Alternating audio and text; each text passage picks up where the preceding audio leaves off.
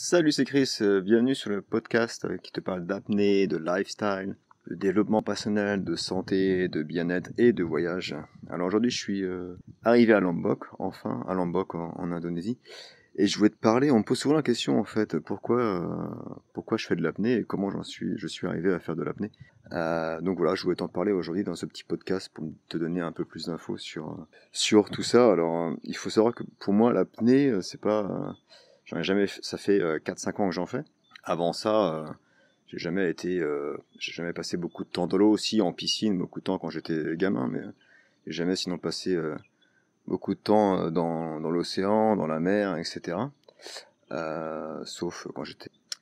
Mais j'ai toujours été passionné par la mer, j'ai toujours aimé être sur un bateau, j'ai toujours aimé regarder l'océan, regarder les vagues, regarder la mer. Donc j'ai vécu 5 ans à Saint-Malo où je passais beaucoup de temps à me balader et à courir près de la mer. J'ai toujours été attiré par l'océan, mais avant ça j'ai bossé 10 ans dans l'informatique, donc 5 ans à Saint-Malo du coup. Et après j'ai bougé 5 ans en Chine, à Shanghai. Et donc voilà, j'avais un boulot normal avec une carrière, etc. J'avais un très bon boulot dans une super boîte. Et c'était top, mais au bout de 10 ans, j'en ai eu un peu marre, en fait. J'en ai eu marre, j'avais besoin de changement, besoin de voyage, de liberté, de voir d'autres cultures, etc. Donc du coup, je suis parti voyager en Asie du Sud-Est pendant un an. Du coup, je m'étais donné un an pour voyager. Et c'est là que j'ai commencé à faire de l'apnée, en fait. J'ai fait mon premier niveau d'apnée, c'était à Koh Lipe, c'est une petite île qui se trouve en Thaïlande, au sud-ouest de la Thaïlande, une île super sympa. Et donc voilà, j'ai fait mon premier niveau là-bas, et donc du coup, j'ai bien aimé. Et j'ai continué à voyager, j'ai continué à m'entraîner, à faire des étirements, à faire du statique dans mon lit, etc. Puis à m'entraîner. Après, j'ai fait mon niveau DE à Koh Tao, en Thaïlande. Donc je suis revenu en Thaïlande, j'ai fait mon niveau 2. Ça s'est bien passé. Il me semble que j'avais atteint 32 mètres au niveau 2, donc j'étais super content. C'était vraiment bien. Et voilà, et du coup après je suis passé sur les îles Gili Trawangan à Bali. C'était une île que j'aimais vraiment beaucoup. Et il y avait une école aussi là-bas qui s'appelle Free Life Gili. Et du coup je me suis dit tiens, je vais retourner là-bas, comme c'est vraiment l'endroit où je me sens bien en Indonésie. Voilà pourquoi j'y suis encore aujourd'hui, où j'y passe beaucoup de temps. Et, euh, et j'ai fait mon niveau 3 et mon master. Et j'ai commencé à... Voilà, je suis resté là-bas 2 mois, 3 mois, juste à m'entraîner, à filer un coup de main à l'école où j'étais. Et au final, on m'a proposé de devenir instructeur. J'ai fait ok, j'ai fait la formation instructeur et j'ai commencé à travailler une semaine après. Alors qu'à la base, je devais rester que 6 mois. Dans ma tête, je m'étais dit, allez, je fais ça 6 mois, et puis après, je recherche un boulot normal ou je vais peut-être en Europe ou autre chose. Et puis au final, je suis resté presque 3 ans sur l'île de Gili Trawangan à enseigner l'apnée. Et ça m'a vraiment plu. Et c'est vraiment un truc qui me fait kiffer d'enseigner l'apnée, et de passer du temps dans l'eau et enseigner aux gens à se sentir bien sous l'eau, à apprendre la respiration, etc. Donc voilà, c'est comme ça que l'histoire a commencé. En fait, avant, j'avais une carrière comme monsieur tout le monde, et c'était métro, boulot, dodo, surtout en Chine. Beaucoup de travail, beaucoup de stress, et avec des projets super intéressants, mais un gros besoin de changement. C'était pas la crise de la quarantaine, à l'époque j'avais 31 ans, je crois. Et donc voilà, j'ai tout quitté et je suis parti voyager, et c'est comme ça que l'histoire a commencé. Et il faut savoir que pour moi, en fait, l'apnée, ça a vraiment été une révélation en termes pour moi, c'est un peu un travail personnel, en fait. Tu peux vraiment travailler sur toi, c'est sur des peurs que tu peux avoir, sur...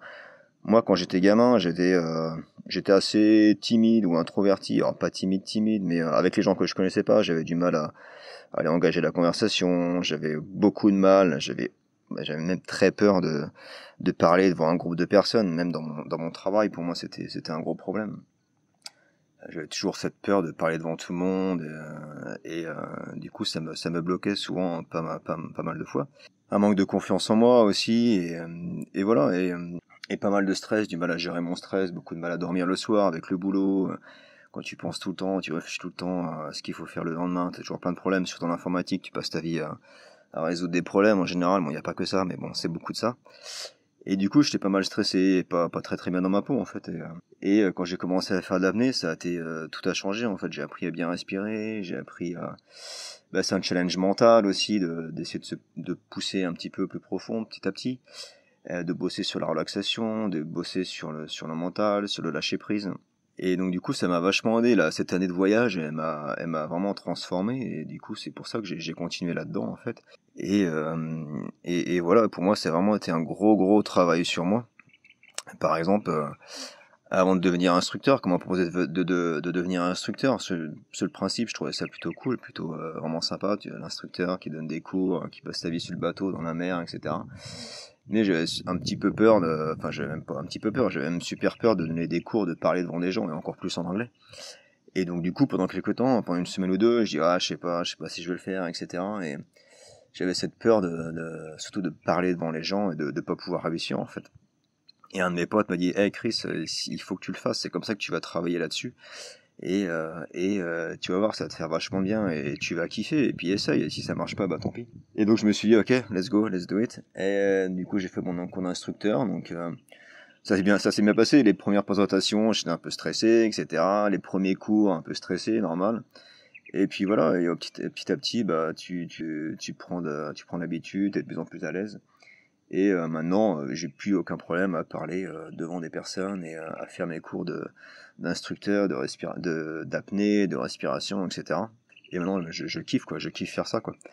Donc c'est vraiment été un très bon travail pour moi, pour le manque de confiance en moi, la pratique de parler devant les gens, etc. Ça a été un gros déblocage. Et maintenant, je continue vraiment à travailler sur plein de choses, hein, sur moi, avec des différentes techniques, sur la respiration, la méditation, des exercices de visualisation. Il y a plein de choses sur lesquelles tu peux travailler pour te sentir mieux, pour travailler sur tes peurs, sur tes croyances, sur tes émotions négatives. Donc je travaille vachement là-dessus, et je vois que depuis quelques mois j'ai beaucoup travaillé là-dessus, et ça m'a vraiment aidé. Donc c'est pour ça aussi j'ai envie de parler de tout ça dans mes podcasts et sur ma chaîne YouTube.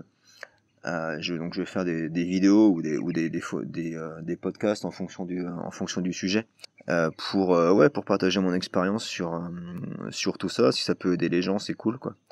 Et moi c'est un sujet qui me passionne en fait, toutes ces méthodes de développement personnel et de santé aussi, d'alimentation, etc. Pour moi c'est je sais pas, c'est kiffant. Et un autre exemple aussi, tu vois, quand j'ai lancé ma chaîne YouTube, ça fait longtemps que je voulais la faire, mais je me disais, oh non, parler devant une caméra, je veux pas du tout être à l'aise, c'est vraiment un truc qui me fait un peu peur, etc. Et puis je me suis dit, bah oui, vas-y, fais-le, essaye, et ça va être un bon moyen de travailler sur tes peurs, encore une fois, et puis en plus c'est fun à faire. Et voilà, et du coup j'ai commencé à faire ces vidéos YouTube, et j'ai eu que des bons retours, hein, et ça me fait kiffer de les faire. Donc je vais en faire de plus en plus. Je vais essayer d'en faire de plus en plus. Tant que je suis à Lombok, là, c'est plutôt sympa pour faire des vidéos. J'étais pas mal pris là, les 2 premières semaines pour mettre les choses en place, pour l'école d'apnée. Mais voilà, là je vais recommencer à faire des vidéos, et tu vas retrouver des vidéos bientôt sur la chaîne YouTube également, sur la respiration, sur la compensation, sur la visualisation, enfin plein de choses sur lesquelles je voudrais te parler aussi sur l'apnée. Et je vais continuer à faire des podcasts aussi plus sur des thèmes de développement personnel ou des expériences, etc. Donc et pour moi l'apnée aussi, un dernier point, pour moi, l'apnée aussi, c'est une super communauté en fait. Quand tu commences à faire de l'apnée, tu rencontres plein de gens qui font du travail sur eux, qui font du yoga, qui aiment passer du temps à voyager, qui font beaucoup de travail sur la respiration, sur la détente, sur la relaxation, sur le lifestyle, qui ont en général une bonne nutrition, qui cherchent à bien s'alimenter, qui voyagent, qui cherchent à faire des rencontres, des formations, etc. Donc c'est une super communauté où tu rencontres plein de gens super intéressants en général. Et c'est ça aussi qui est kiffant en fait. Donc je t'invite à aller faire un tour, tiens, j'ai un site web qui s'appelle freediveearth.com, donc www.freedive.earth.com, www.freedive-earth.com, je te mettrai le lien en dessous. Bon, c'est un site en anglais, mais il y a plein d'informations sur l'apnée, des articles sur l'apnée, sur la physiologie, sur l'entraînement, etc. Donc tu peux aller y faire un tour. Pas mal de choses intéressantes. N'hésite pas à me laisser un petit feedback.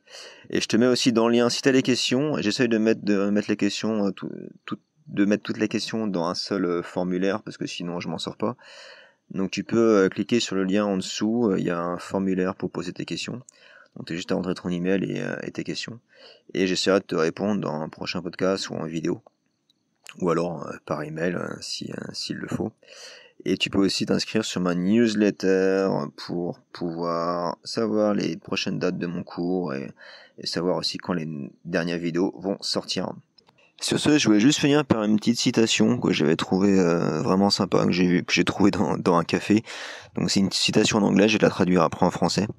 If you're not doing what you love, you're wasting your time. Si tu fais pas ce que tu aimes, tu perds ton temps. Voilà, sur ce je te laisse, bonne journée, à bientôt, ciao.